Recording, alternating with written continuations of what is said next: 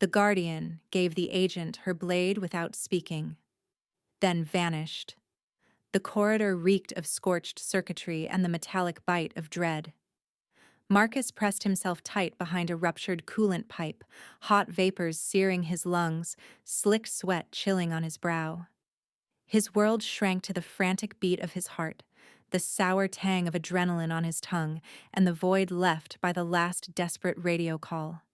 Static now, only static. His squad, gone.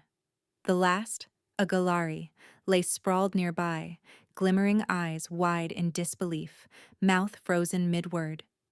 Smoke curled from a cauterized wound on her chest. Boots thundered against the deck plates, a chorus of pursuit. Bounty hunters. 3, maybe 4, their shadows long and predatory in the flickering red emergency strobes. Marcus counted the remaining rounds in his sidearm by touch. Not enough. A voice echoed mocking, "Cornered, agent. The bounty's good. Make it easy on yourself." Another, laughing, "You know how this ends. Come out and we'll keep it quick." Marcus gripped his weapon tighter. "Not today," he whispered to the pipe, to the ghost of his squad, to himself. He braced for a hopeless last stand, every muscle taut, every nerve screaming for flight. Then, she arrived, a ripple in the chaos. At first only a shimmer, then she strode into view. Tall, impossible, a vision of otherworldly poise, skin faintly aglow, casting a gentle radiance that softened the violence around her. Hair a vivid crimson, flickering with the pulse of the strobes, framing a face both strange and beautiful. Her eyes, vertical pupils, sharp and unblinking, caught Marcus in their alien gravity. Her armor clung close, light and flexible, etched with radiant symbols that shimmered in sync with her movement. In her hand, a blade of gold energy, alive and singing in the tense air. She did not charge, she glided, a blur of motion, too fast for the eye, almost silent. Hunters whirled, confusion twisting to panic as she closed. Her blade swept in arcs of liquid fire, limbs fell, severed clean, ends cauterized before blood could spill. Each strike was elegant, unerring, final. Marcus blinked, and the fight was over. Only the echo of falling bodies, the scent of ozone, and her standing amid the carnage. She turned to Marcus, gaze unreadable. The blade hummed softly in her grasp, casting patterns on the scorched floor. Slowly, she deactivated it, the gold collapsing into a hilt of alien metal. She approached, each step impossibly quiet. Marcus raised his sidearm, but she moved with gentle certainty, lowering his weapon with a touch. Her voice was velvet and steel. "No need. It is yours now." She pressed the ornate hilt into his palm. Agony, searing, electric, shot through Marcus's hand. He gasped, vision blurring as a glowing sigil carved itself into his skin. He nearly dropped the blade, but her grip steadied him. The pain faded, leaving the mark thrumming with his pulse. She nodded once, her eyes lingering on his for a heartbeat. Then, her form dissolved. First her edges, then her core, into a cascade of light, vanishing in a breath. Marcus stood alone, surrounded by the fallen, the hilt still hot in his grasp. He fled. No time for the dead. No time for the questions boiling in his mind. The corridors became a blur of alarms, sealed hatches, and flickering hazard lights. The radio, dead. His comms scrambled, his face splashed across security feeds. Marcus Voss, agent, now traitor. Wanted for murder and theft of classified weaponry. The blade, ever warm at his side, the mark on his hand pulsing with each step. He found a freighter, cargo doors yawning open, and stowed away between crates of hydroponic grain. Engines roared. He watched the station recede into the stars, knowing he could never return. Draxus Reach, a backwater colony at the edge of the map, more shadow than civilization. He melted into the crowds, face hidden beneath a battered hood. At night, the blade whispered to him from its sheath, the mark on his hand glowing beneath the covers. He heard voices not his own, snatches of memory, warnings in a language he did not know. He was never truly alone. The first night the mark blazed, a warning, urgent and hot. Marcus rolled from his cot as a poisoned spike embedded itself in the wall where his head had been. He hit the floor, heart hammering, as a towering figure loomed in the darkness, 7 feet tall. Armored in chitin, plates shifting with wet, organic clicks. Massive pincers snapped, purple fluid oozing from swollen joints. Its eyes glittered, cruel and eager. Marcus scrambled for the blade. It leapt to his hand, humming with energy. As the creature lunged, the blade moved, guiding his arm, his stance, his breath. A desperate dance. He dodged the pincers, the venomous tail, the bone-splitting weight of its fists. He struck, the blade severing a limb, then another. The beast screamed, purple blood spattering the walls. With a final, perfect thrust, Marcus pierced its carapace. The creature spasmed, collapsed. The mark on his hand pulsed, sending a wave of icy dread through his veins. He knelt, panting, staring at the chitinous corpse. He was hunted, by her kind. Why? The question haunted him. He needed answers. Word spread, whispered in the neon-lit alleys. The spinner knew all, could name a price for any secret. Marcus found the information broker in the city's underbelly, a warren of tunnels tangled with cables and steam. The spinner, draped in synth silk and shadows, watched him with too many eyes. The blade is a spirit weapon, the spinner rasped, voice a tapestry of accents. Bonded to a guardian of the Veil Order. For another to wield it, the guardian must be dead, or must have passed on the burden, willingly. Now her enemies, debts, fate, they are yours. Unless you find her first, you will drown in her war. Marcus's mouth went dry. But she's alive. She helped me? The spinner's smile was all teeth. Then the hunt has only begun.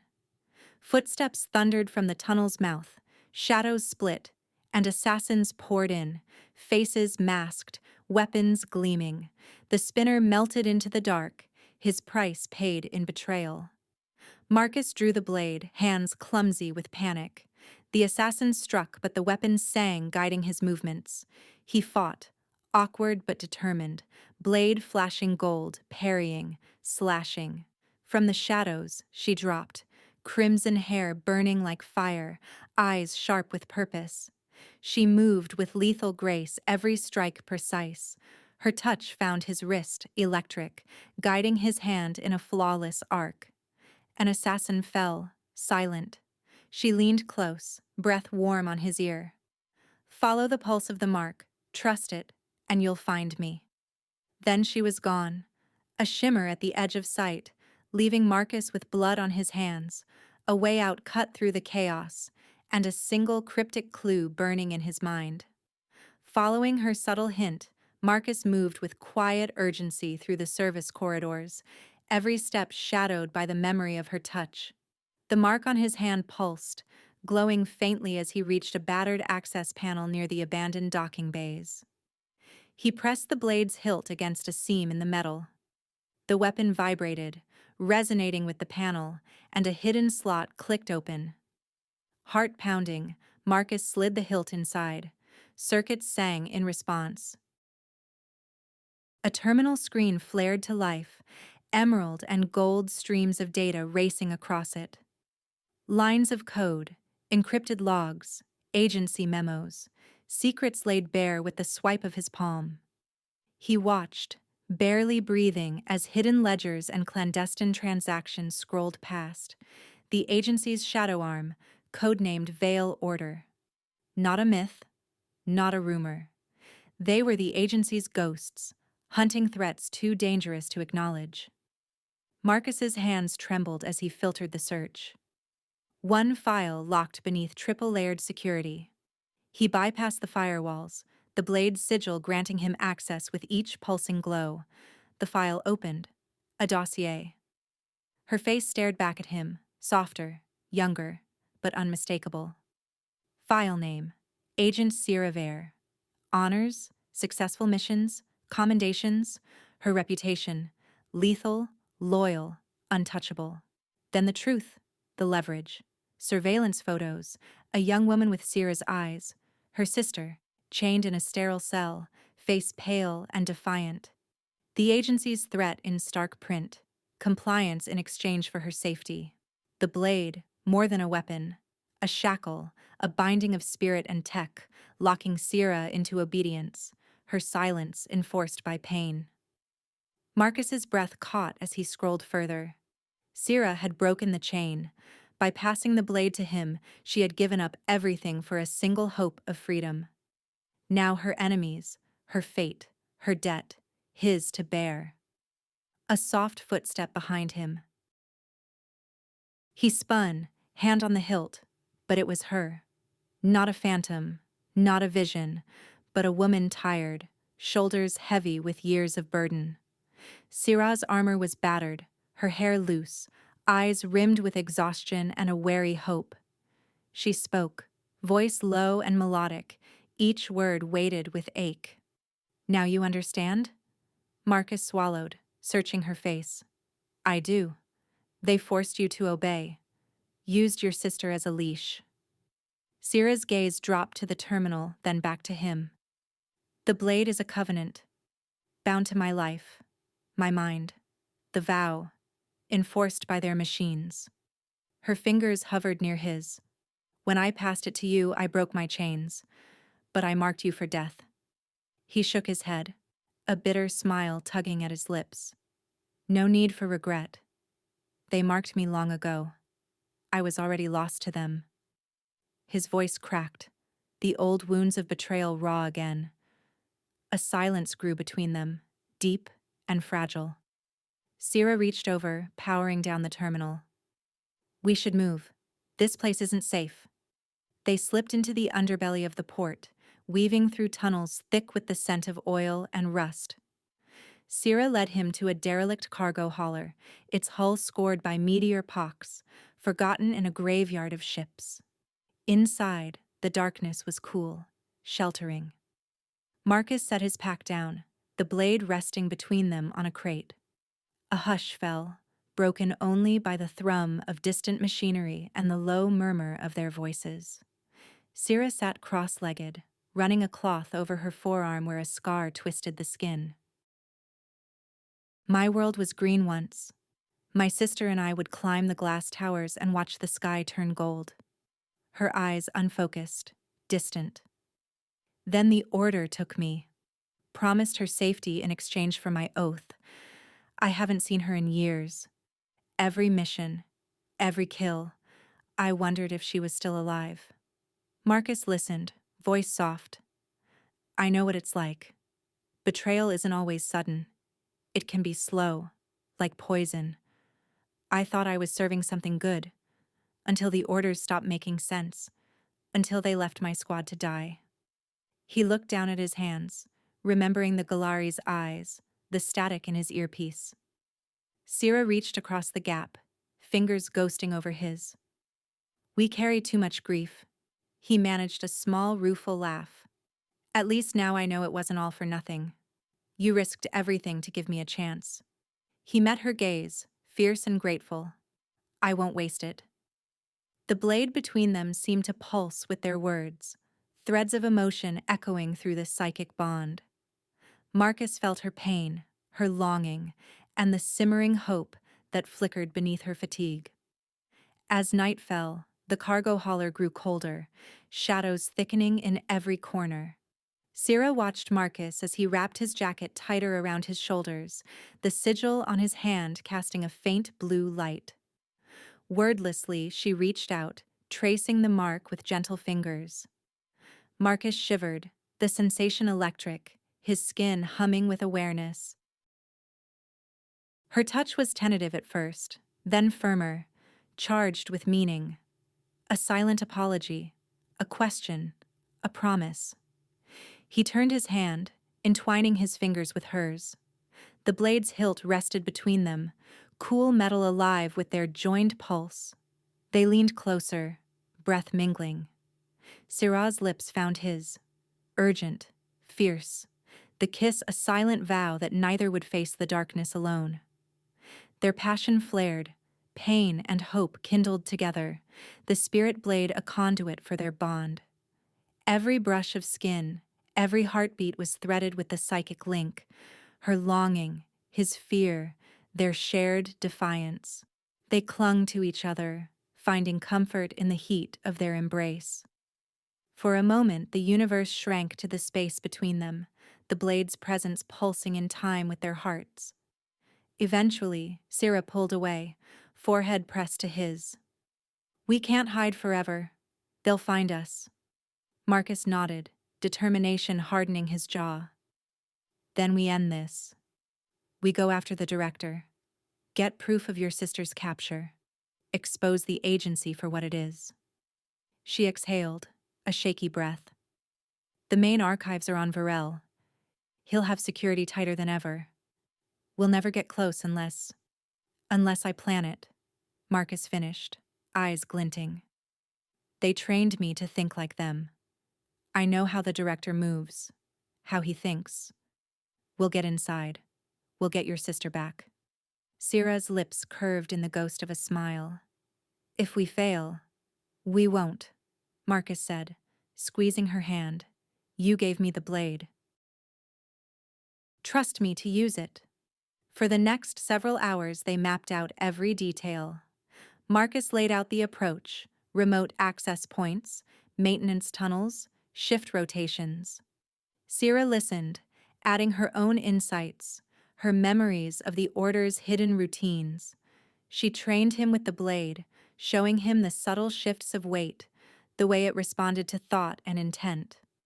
Their movements became a dance, strike, parry, counter. His strength guided by her experience, her mind echoing in his. Each lesson brought them closer, the blade's energy weaving between them. The line between weapon and soul blurred, the sigil on Marcus's hand burning brighter with every touch. When dawn crept through the cracks in the hauler's hull, they stood side by side, ready for what came next. The plan was set. The blade pulsed in Marcus's grip, Syrah's hand steady at his back. They had no illusions. Hiding was over. To survive, and to be free, they would have to face the agency, the director, and the darkness that bound them both. But for the first time, neither faced it alone.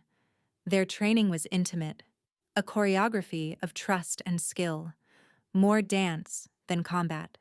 Syrah, no longer a distant specter but Lyra, her true name whispered only to Marcus in the hush between heartbeats, stood behind him, her hands molding his grip, her body a steady line at his back. The spirit blade shimmered in his grasp, humming softly with anticipation, alive to their intent. "Loosen your wrist," Lyra murmured, her breath warm at his neck. "Let the blade feel you." He exhaled, tension ebbing from his muscles. "Like this?" "Almost." She pressed closer, guiding his arm in a fluid arc. Her fingers slipped to his waist, adjusting his stance. "It's not a tool, Marcus. It's an extension. Your will, your fear, your hope. Let it flow into the blade."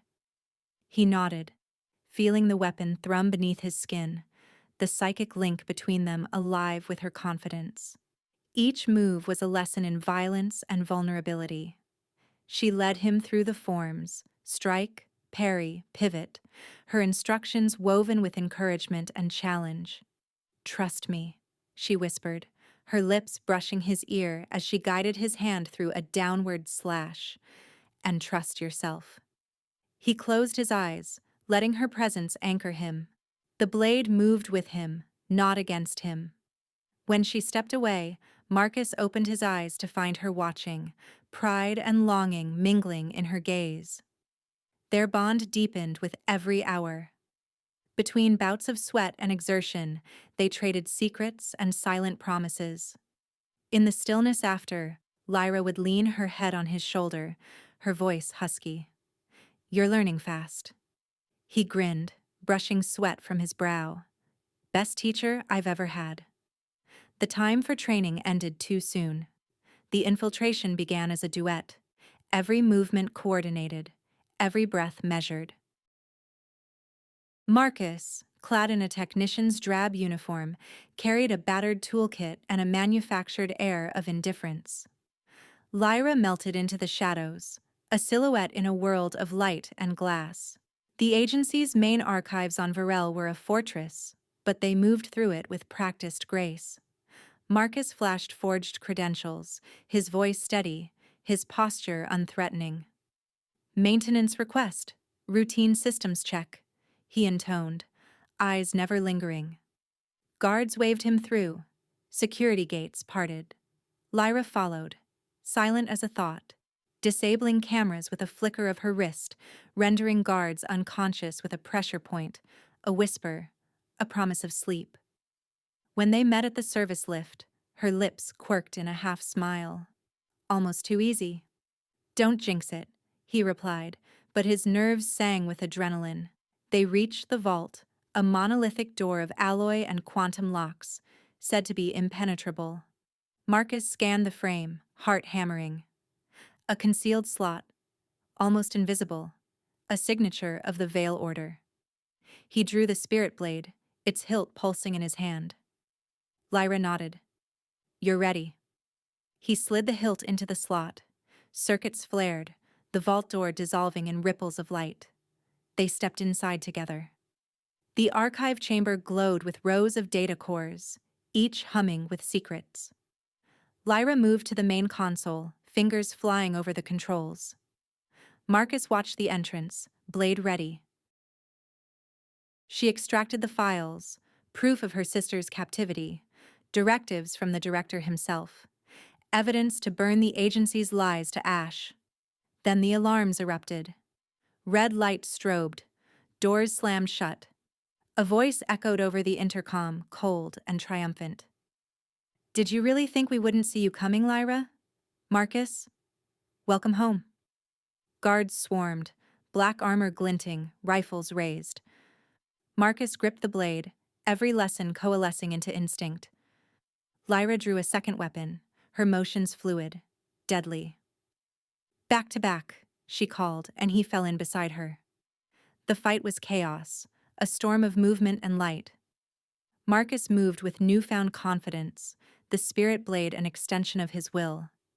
He anticipated Lyra's movements through their psychic link, her need for space, her warnings of danger. He parried a blow, spun, and slashed, the blade singing. Lyra was a blur beside him, striking with precision, her wounds ignored in the rush. He felt her pain, a sharp burn along her ribs, a spike of agony in her shoulder.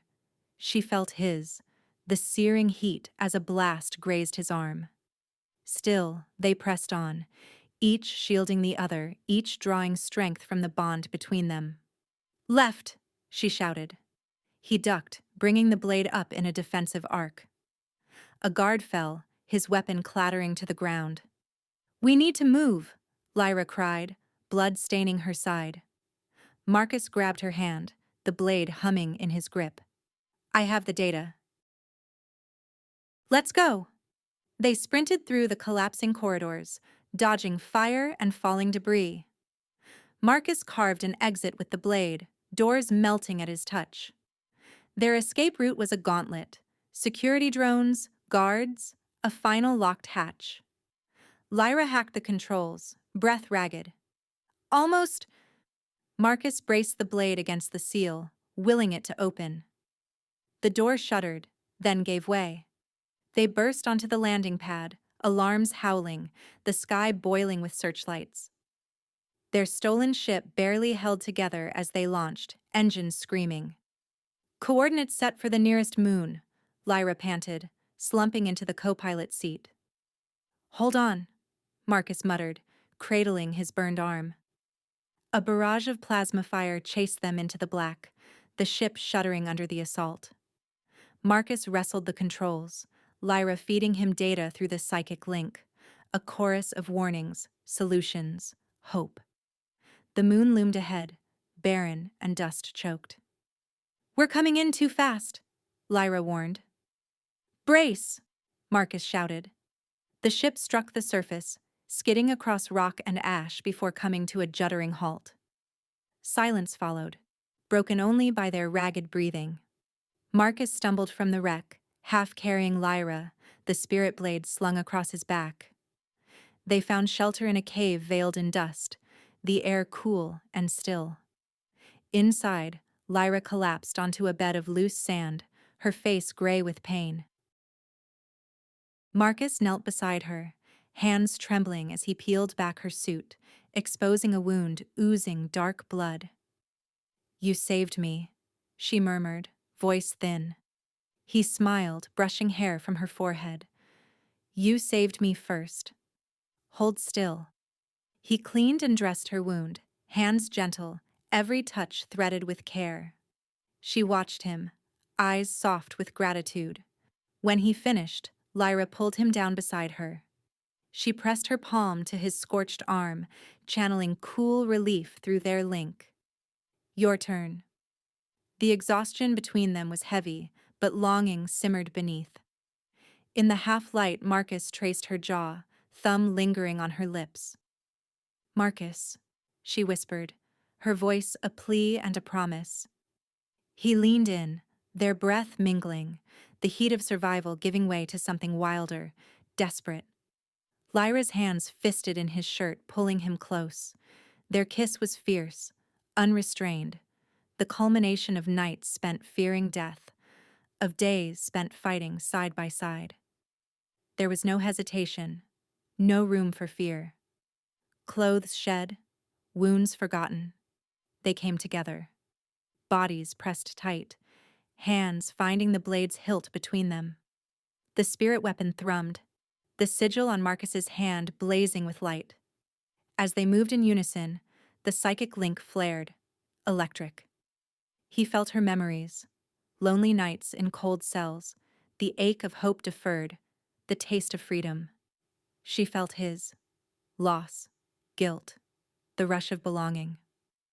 For a heartbeat, they were not two souls, but one.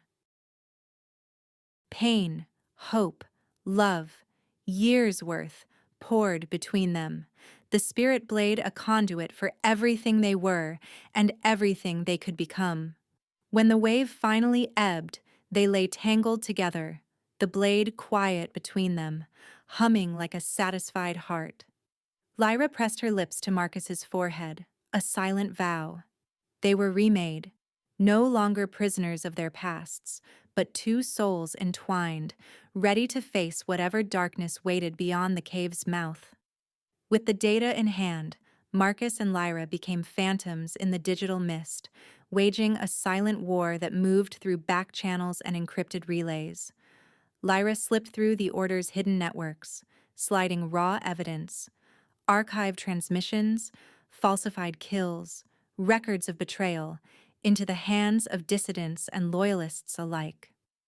Marcus spun webs of discord targeting the Order's rotten heart. He leaked proof of embezzlement, names of double agents, blueprints of secret meetings. The information spread like wildfire, too fast to stop. "Did you see the transmission?" Lyra whispered one night, eyes flickering with the glow of a holoscreen. "Half the council has gone to ground." Marcus grinned, satisfaction fierce in his chest. 3 cell leaders just vanished. Their own men turned on them, the directors losing control.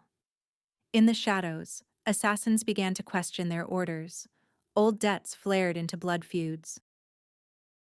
Once indomitable masters awoke to find their best blades standing in their doorways, no longer loyal, but hungry for justice. The Order fractured, its silent loyalty shattered by the truth. Lyra watched it unfold, jaw tight. "We're close. They'll have to act soon." He met her gaze, determined. "Then let's make them come to us." They set the final snare with the precision of veterans. Marcus, adopting the persona of a rogue agent, sent a coded message to the director's private channel. Proof of Lyra Vare's location. Her spirit blade is yours. Name your price. The reply came swift and cold, a location and a warning. At the same time, Lyra used her old order credentials to contact her former mentor, the woman who'd taught her to fight and to fear. He has the director, Lyra wrote. Meet me for the exchange. They chose the rendezvous carefully, a sky bridge strung between two ruined spires, high above a city veiled in perpetual mist. The place was a relic, haunted by the memory of better days. Lights flickered in the fog below, half the city watching, half asleep. Marcus dressed the part, his silhouette sharp against the swirling mist, the spirit blade at his side. Lyra moved as a shadow, her presence hidden until the appointed hour. They waited, nerves wired tight, hands brushing briefly for courage. This is it, Marcus murmured. Lyra's eyes shone with determination. We end it together. Shapes emerged from the gloom. On one end of the sky bridge, the director strode forward, flanked by guards in matte black armor, faces masked and weapons drawn. On the opposite side, Lyra's former mentor arrived, her own cadre of loyalists in tow. The mentor's gold and scarlet blade gleamed at her hip. The director's voice cut through the mist, cold and triumphant. Vare, Voss, surrender the blade, this ends tonight. Lyra's mentor called, Lyra, come home. There is still a place for you. Don't waste your gift on a traitor. Lyra's reply was steady, her gaze locked on her mentor. You taught me to fight for truth. I will not betray it now. Marcus raised his hands, feigning surrender. You both want the same thing. But you forgot one lesson. Never trust a cornered agent. Realization flickered in the director's eyes, too late. Double cross, barked the mentor.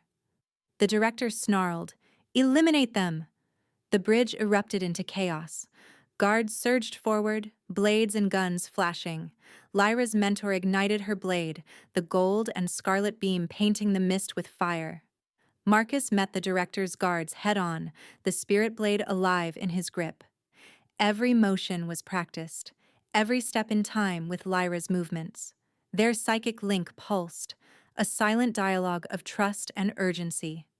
Left, Lyra sent, and Marcus pivoted, deflecting a blow aimed for his ribs.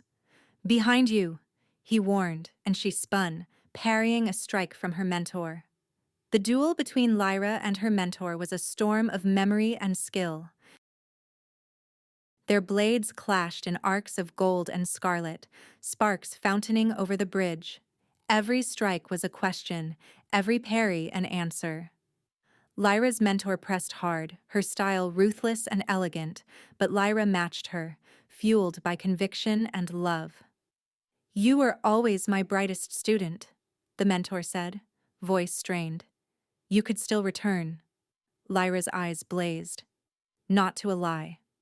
Their blades locked, faces inches apart.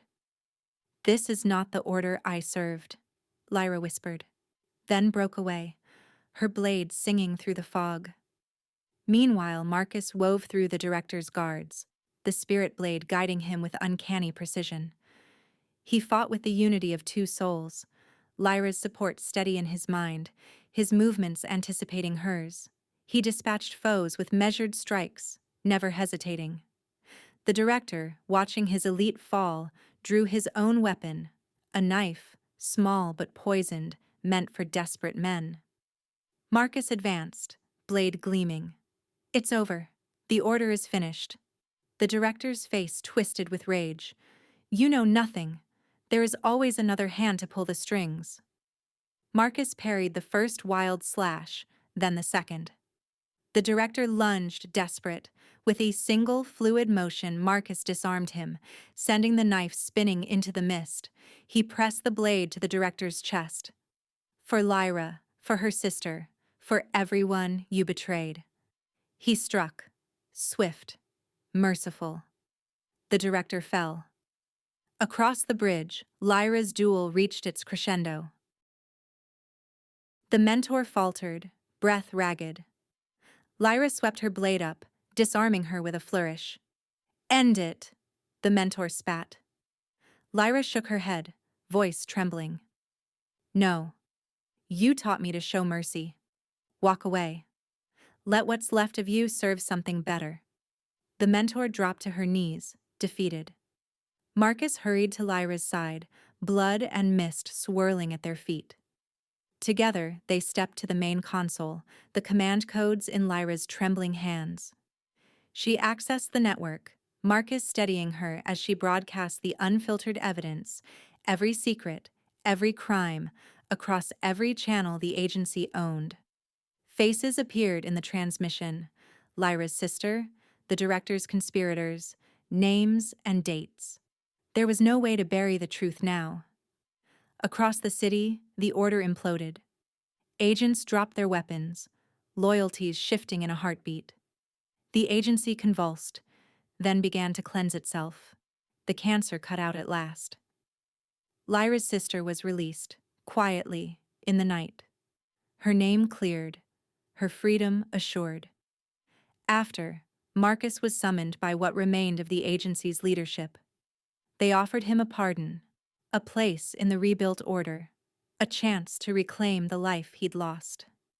He shook his head, voice gentle but resolute. "That Marcus is gone. My place is elsewhere." He found Lyra on a rooftop, the city's haze glowing with distant fires, the stars stubborn above. She stood with her arms folded, eyes turned skyward, the weight of survival and victory pressing on her shoulders. Marcus approached quietly, the spirit blade in hand. He stopped beside her, holding the hilt out, echoing that first fateful meeting. She looked at him, surprise and sorrow mingling. "You would give it back?" He nodded, voice rough. "It's yours. I was just a stand-in. You carried its weight long before me." Lyra reached out, not for the blade, but for his hand. She closed his fingers over the hilt and guided it back to his side. "No," she whispered, her eyes shining with certainty. "It belongs to us." She laced her fingers through his, their marks glowing where skin met skin. Together, they looked to the stars, no longer fugitives, no longer chained by duty or regret. Their joined hands were a promise, the spirit blade no longer a burden, but love, fierce, defiant, and finally free. 2 years passed in the slow gold light of the Sorellan moon. Ochre dust sifted down onto the home Marcus and Lyra built, modest and sturdy atop the high plateau. Each morning the wind swept the stones clean, the horizon endless, pale stars still visible before sunrise. Now, at dusk, Marcus and Lyra sparred in the open air, boots kicking up powdery spirals. The spirit blade sang between them, gold light flickering with each movement. Their fighting was a dance, a meditation, a language that needed no words.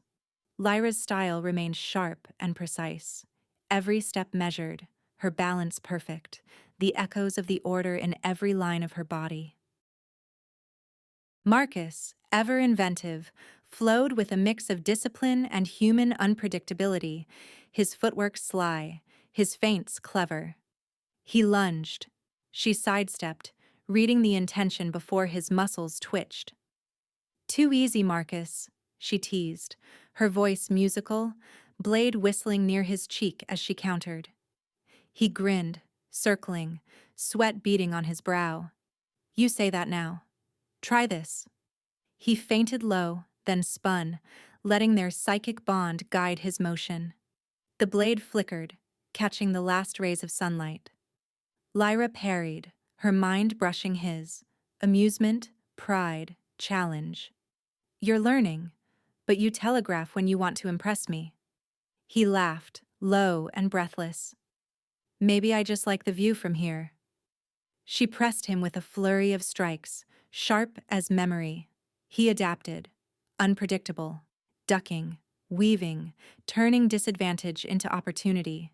Their blades locked, humming with shared energy. For a moment the world shrank to the sound of metal, the rhythm of their hearts, the electric thrum of connection. After a clever exchange, Lyra broke away, landing lightly on the packed dust. A faint smile curved her lips, eyes bright with satisfaction. Yield. He raised his hands in mock defeat, blade lowered. Never. But I'll accept a truce, on one condition. She arched an eyebrow, chin lifting in regal challenge. Name it, human. He closed the distance, hands gentle as he cupped her jaw, dust on his palms. This. He kissed her, soft at first, then deeper, the dusk around them warm and endless. Certainty anchored him, their love as solid as the ground beneath their feet. Lyra melted into him, laughter humming between their lips. You bargain unfairly, she murmured, forehead pressed to his, but I accept. Night fell, painting their home in shades of silver and blue. Inside, the spirit blade rested in its place of honor. Her sister's portrait, a hollow of bright eyes and hope, glowed on the shelf. She was safe now, studying off-world, her future secured by the fortunes the Order's collapse had scattered. The Order itself was legend, spoken of only in whispers, and Marcus and Lyra were finally free. After dinner, Lyra lingered by the console in the corner, fingers idly tracing patterns in the dust. Marcus leaned against the doorway, content. The peace between them was precious. Hard-won, fiercely protected. Then the console chimed, its tone sharp and unfamiliar. Lyra's posture tensed. An encrypted message pulsed on the screen, glyphs she had not seen in years. Marcus's smile faded. Who is it? She hesitated, then opened the message. Her expression tightened, lips thinning. It's from my old commander, she murmured, voice distant. He crossed the room, concern flickering in his chest. What does he want? Lyra shook her head, gaze stormy. He's coming. Here. Marcus's pulse quickened, old instincts waking. Do you want me with you? She reached for his hand, squeezing it tight. Oh, always. The meeting took place at a neutral station on the edge of Sorellan space, an old trade hub, its corridors echoing with faded grandeur. Lyra wore her old cloak, the spirit blade hidden beneath its folds. Marcus kept to her side, watchful, every sense alert. The commander arrived precisely on time, his presence filling the room. He was older, hair silvered, face lined with duty and disappointment. His uniform was immaculate, the insignia of the Veyari order gleaming on his breast. He regarded Marcus with undisguised disdain before turning to Lyra, addressing her in their native tongue, a language Marcus understood only through the psychic undertones: tradition, duty, regret, expectation. Lyra Vare, the commander intoned, voice hard as stone. You survived. You still carry the blade. Lyra straightened, chin high. I do. By right and by choice. The commander's gaze flicked to Marcus, cold and dismissive. And you bring an outsider. This is not our way. She responded, her words clipped, steel beneath the formality. He is my partner. My equal. The commander's eyes narrowed. You were Veyari. Our hope. Our honor. Now the clan gathers to restore what was lost. We need you. Return to us. Reclaim your name and your place. Leave behind what does not belong. Marcus felt the pressure of the exchange through their bond, an ache of history, the weight of tradition pressing in. Lyra's hand trembled in his, but her voice remained steady. I have made my choice. The commander's lips thinned. The Veyari are more than any one life, Lyra. Do not squander what we built for the sake of one fleeting love. Marcus stood silent, feeling the meaning in every word, the chasm between himself and Lyra's old world. Through the link, Her emotions washed over him. Loyalty, defiance, sorrow, love.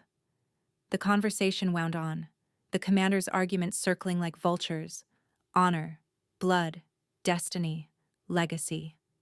He ignored Marcus entirely, as if he were not there. At last, the meeting ended with a curt bow and a final, heavy warning. Back on their shuttle, Marcus sat beside Lyra, the silence brittle. He reached for her hand. What did he say? All of it. She turned to him, her eyes shining with conflict and conviction. The Veiri are gathering. They want to restore their honor. Begin again. The commander wants me to return. He wants me to reclaim my old name, to take up the blade as their champion. She paused, voice breaking slightly. He wants me to leave you behind, to prove my loyalty by abandoning everything I've built since the order fell. Marcus's throat tightened, but he managed a smile, gentle and sad. And what do you want? Lyra leaned into him, her forehead resting on his shoulder. I want you. I want this life. But I cannot ignore what I am, Marcus. My past is part of me. He brushed her hair back, tender. You don't have to choose. Not tonight.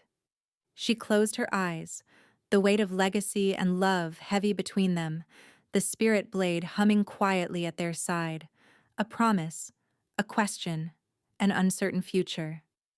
At dawn, pale light spilled across the plateau, painting the ochre dust in subtle golds and blues. Marcus stood with Lyra on the wind-swept stone, the air clear and sharp, every breath alive with anticipation. The spirit blade hung at his side, a familiar weight, a promise, a memory, and a question yet to be answered. The commander emerged from the shadows, draped in the full regalia of his order. His ceremonial robes caught the rising sun, deep crimson and silver threaded with the glyphs of the Veiri. He looked older in the morning light, lines etched deeper, but his presence was undiminished. He strode toward them, every step deliberate, his authority a cloak nearly as tangible as his robes. He stopped before them, chin high, eyes hard. Lyra Vare, he intoned, voice heavy with expectation. I have given you time, I have offered patience, but the Veiri cannot wait in limbo while you dally with ghosts and strangers. The clan is gathering, now, not in memory, but in flesh. You must return. Take your place, restore what was lost. This is your destiny. His gaze flicked to Marcus, dismissive, then back to Lyra. You are bound by legacy, by blood. You cannot ignore who you are. The words echoed through the plateau, carrying with them the weight of years, of tradition that pressed down like gravity. Through the blade at his side, Marcus felt a rush of sensation, destiny, legacy, the hollow comfort of the past. It was not words, but meaning, pain, longing, and the ache of something already gone. Lyra's hand found Marcus's, fingers threading through his. She straightened, her voice calm and unwavering. There is nothing for me to reclaim, Commander. I am whole. The commander's expression cracked, anger flickering behind his eyes. You would abandon the blood that raised you? Forsake your people for this? This exile? This outsider? Let a human wield the spirit blade as if he were Veiri? Lyra's eyes burned with quiet conviction. He wields it with me. She spoke the words not as a defense, but as a truth so deep it needed no explanation. The commander shook his head, voice rising, words edged in desperation. Our ancestors forged the blade for our line alone. It is sacred, Lyra. If you turn your back now, you turn your back on everything that made you. Marcus felt the pull of history through the psychic bond, pain, pride, the echo of every lesson Lyra had ever learned at her mentor's side. The urge to defend her was strong, but he remembered their pact, the unspoken promise to stand together. He drew the spirit blade from its sheath and, without hesitation, offered it to Lyra hilt first. The gesture was simple, but powerful, a surrender and a trust, an echo of the night they had first chosen each other over everything else. Lyra looked down at the blade, then up into Marcus's eyes. Her hand covered his, steady and warm. The blade is not mine alone. It is ours. As her fingers closed over his, the weapon ignited, not with the hunger of old, but with a new, steady brilliance. Light poured from the blade, bathing them both in gold and silver, its energy no longer wild and solitary, but balanced, rooted in partnership. The psychic link between them sang, pulsing not with duty or pain, but with a quiet, enduring strength. The commander staggered back a step, his composure faltering. He looked at the light, at Lyra, at Marcus, unable to reconcile what he saw with the world he believed in. "You have broken the chain," he whispered, voice brittle. "You have made something new." Lyra's tone was gentle but unyielding. "You taught me honor. I found it here, with him. My future is not a return to ashes, but a step into something better." He searched her face for weakness, for doubt, but found only peace. The final defeat showed in the slump of his shoulders. He bowed his head in silence, unable to accept, unable to fight. Without another word, he turned and walked away, his robes trailing behind him, the last shadow of Lyra's past receding with the dawn. Lyra released a breath she had been holding for years, her body relaxing into Marcus's side. She leaned into him, eyes shining with relief and the first hint of joy. "It's over," she murmured, voice breaking on the simplest truth. "He's gone." Marcus wrapped his arms around her, pressing a kiss to her temple. "You did it. We did it." Together, they turned to watch the sunrise spill over their home. The spirit blade rested between them, glowing softly. Not a chain, but a testament. In its light, they saw everything they had built, a love forged in chaos, tested by tradition, and transformed into something enduring and new. As the first full rays of the sun painted the plateau, Marcus squeezed Lyra's hand, the marks on their skin pulsing in gentle harmony. They stood side by side, hearts steady, the past finally at rest, and the future theirs to shape. Our story ends here. Make sure you subscribe, press the like button, and tell us in the comments what stood out to you the most in this video. Your feedback means a lot to our team. You'll discover many more captivating stories on our channel. See you in the next one.